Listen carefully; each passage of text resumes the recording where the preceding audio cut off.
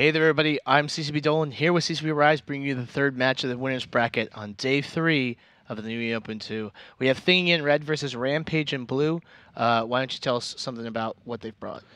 Yeah, so drone-based setups again, Vexors on both sides, three for each team. But big differences after that: 2 Eoses and a Guardian for Thingy versus 3 Proteuses with 2 Inquisitors for Rampage. So the Rampage setup here actually looks a lot like that other tri-team setup. I forget which team it was, but there was One of many it was this team. Their triple Astarte setup from last weekend. Yes. This looks really similar. It's just Proteuses instead of Astartes, and that worked really well for them. It'll be interesting to see how the Proteuses do. And of course, on the other side, the big difference being the Guardian instead of they're kind of trading out one DPS ship to grab that cruiser logistics instead of going with the Frigs. Nope, looks like they're pretty far away.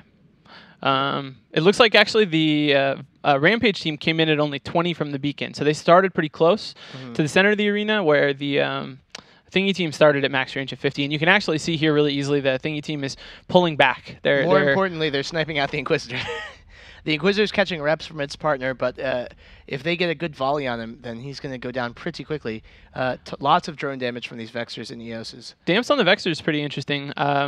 I wonder what that's for. Maybe to just lock out the damps that those Vexors might be fielding. They shouldn't have too much trouble getting their drone damage wherever they want it by assigning them to someone else. Yeah. Well, they're obviously the only real target for damping on the team there. Maybe going from those Vexors, and at some point when you've caught one of the Inquisitors, quickly swapping to the Inquisitors like we've seen done in matches before. But damage coming in on the Vexor for Annie Gardet here, but it's just shield damage at this point. And hopefully still in rep range of these 2 Inquisitors. Both teams sort of in a holding pattern right now, trying to get good positioning on the other. They both have a tremendous amount of damage, so they have to choose really when to apply that damage. Yeah, but at this range, their damage isn't quite as good. Actually, it looks to me like there is not a lot of drones on the field right now. It's I don't know if they haven't dropped yet. Yeah, there actually is no drones. You can see there, nobody's dropped drones yet. That's very interesting. I wonder why that would be. Maybe they're concerned about revealing what drones they're going to drop. Or if they're dropping sentries, they want to keep the sentries just hidden because they don't have that many flights. They're only Vexors. I could see Rampage not wanting to drop right out of the gate because of the Nemesis being able to clear a lot of the Vexor drones off, and Vexors don't have huge bays, so same with Proteuses actually. So they might not want to expose those to getting bombed early on, but even that, by now, that shouldn't be an issue. You could have spread the ships out a bit and not had to worry about it. Not to mention the bomber's really far away right now. I don't know. Well, he's really far away. He'll be able to respond to a flight, to a big wave of drones coming across. All right, something getting started here. You see the Proteus is picking up speed, both NSA something and God's Cold Blood, and now the last one all speeding up. Rampage does not want to go in here, though, I don't think. Maybe not yet, but one thing that happens eventually is that they'll get close to the arena edge. Yeah, they have positioning in terms of... and once they get close to the arena edge, once the Thingy team does, which I don't know if they're being successful at all, but if you get them pinned a bit, they have a lot less room to run. And so when you do dive, you catch more targets. They might make mistakes and boundary violate. But for now, still just working on getting this positioning right. I'm still surprised they haven't dropped drones, though. There doesn't seem... I guess mainly the big thing is that the Vexors have limited amount, and so they need to make sure they're in a place that's going to be useful. So additionally, the longer they wait into the match, the better it is for Rampage. So Rampage has the higher attack bar, but additionally they have the less rep amount and more damage. So if they can come in the last couple minutes, pull a full-out brawl, break something, kill it, and then move away, then they'll be able to win on points. But it's a risky move. If you don't break the Guardian, you risk losing stuff in on the charge. When you have 2 very damage-heavy teams like this, a lot of blasters, the team that moves in, as CCP Fozzie says all the time, the team that tends to charge in first is the one that's at a big disadvantage. But something interesting in this case is that the Thingy team is actually not exactly the same as a normal blaster team. I mean, they have a lot of damage, but because of being drone-based, they could be applying a lot of damage during this time. And they can split people up as they come in, maybe. But, I mean, I think most teams would have just dropped drones and started firing. It's interesting to me that they're waiting.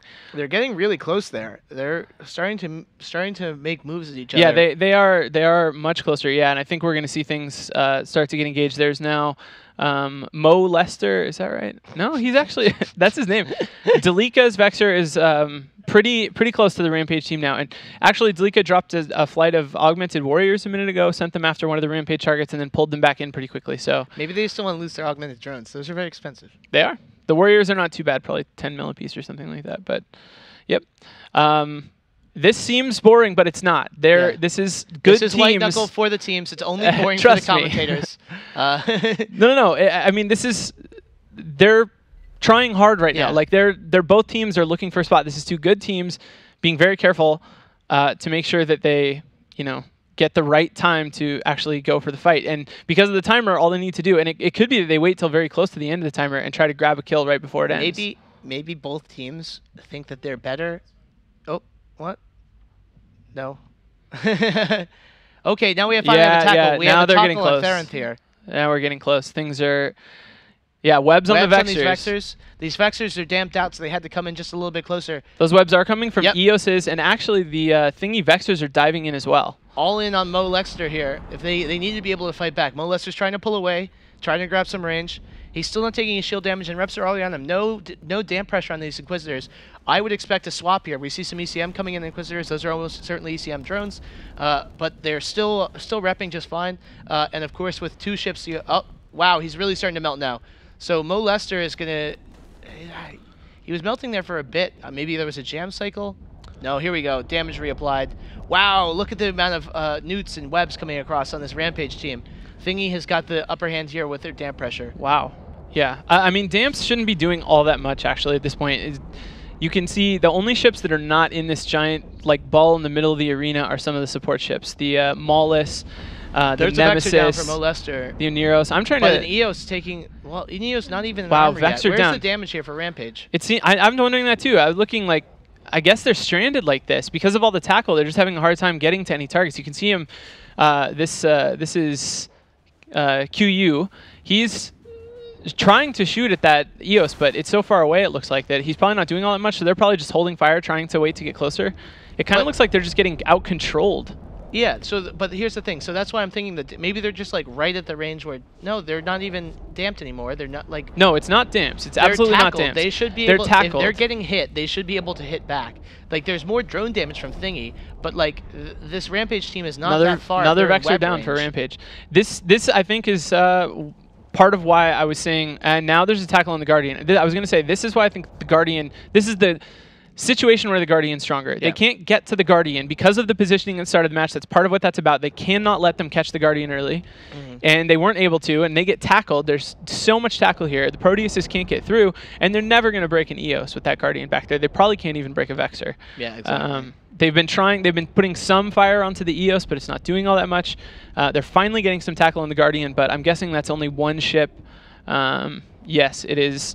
Theranoth in a Vexer is close enough to get a tackle, but he's on his own.